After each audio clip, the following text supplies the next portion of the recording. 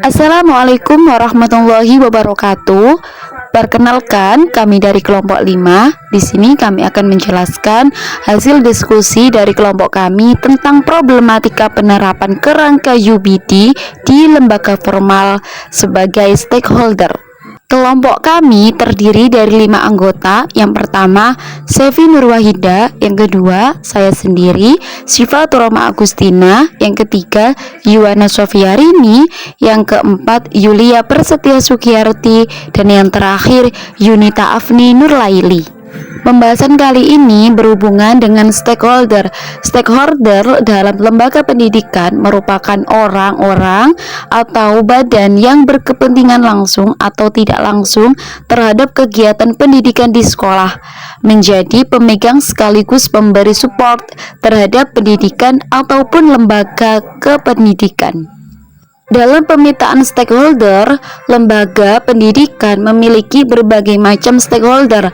Adapun pemetaan atau pembagiannya terdapat 3. Yang pertama yaitu stakeholder primer, yang kedua stakeholder sekunder, dan yang ketiga stakeholder tersier. Jadi kalau stakeholder primer itu merupakan pemerintah, kalau stakeholder sekunder itu kepala sekolah, pendidik dan tenaga kependidikan, siswa, staf administrasi, yayasan atau komite sekolah. Dan yang terakhir stakeholder tersier itu masyarakat mitra penyedia lapangan pekerjaan.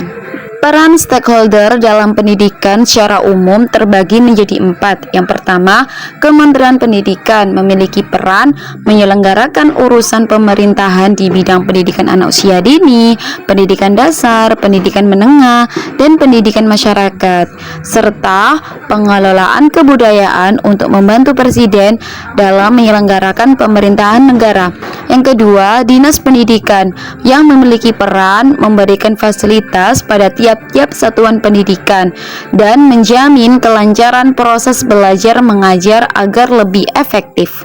Yang ketiga yaitu komite sekolah yang memiliki peran memberi pertimbangan, dukungan, kontrol dalam terlaksananya kurikulum pendidikan di sekolah untuk mencapai tujuan pendidikan yang telah diharapkan.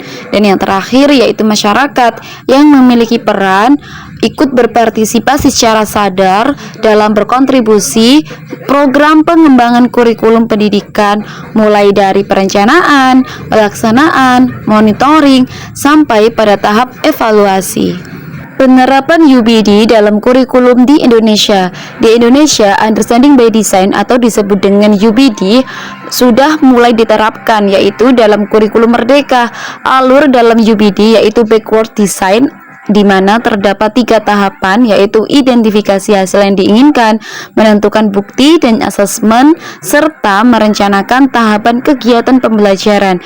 Jadi penerapan backward design ini dalam kurikulum Merdeka terdapat 3 penerapan. Yang pertama, profil pelajar Pancasila sebagai tujuan akhir pendidikan.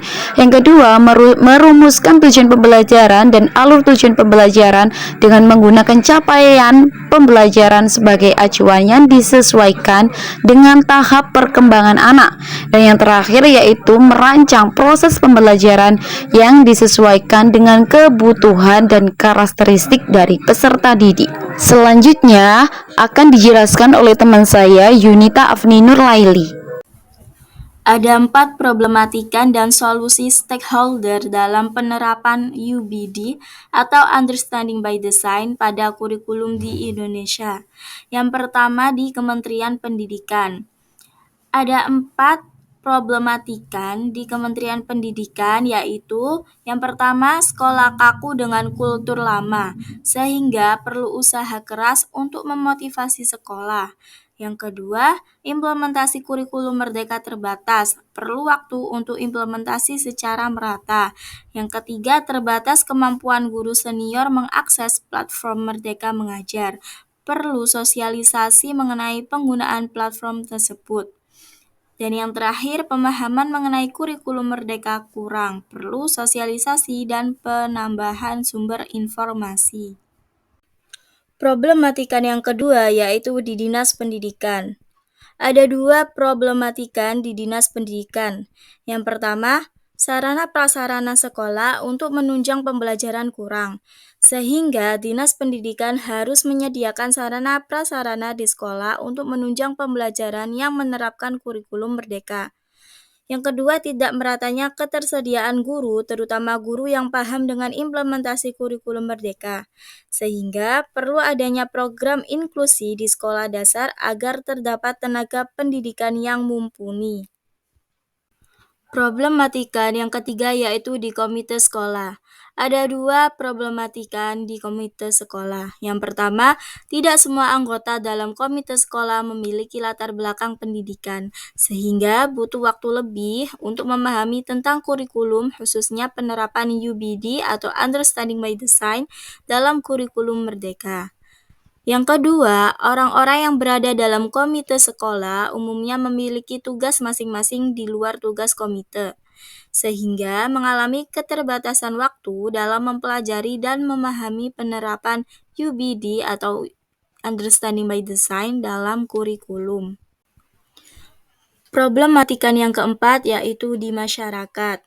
Ada 3 problematika di masyarakat. Yang pertama, belum semua masyarakat ikut dalam membangun dan melaksanakan program kependidikan, sehingga perlu melibatkan masyarakat secara aktif dalam kegiatan pembelajaran.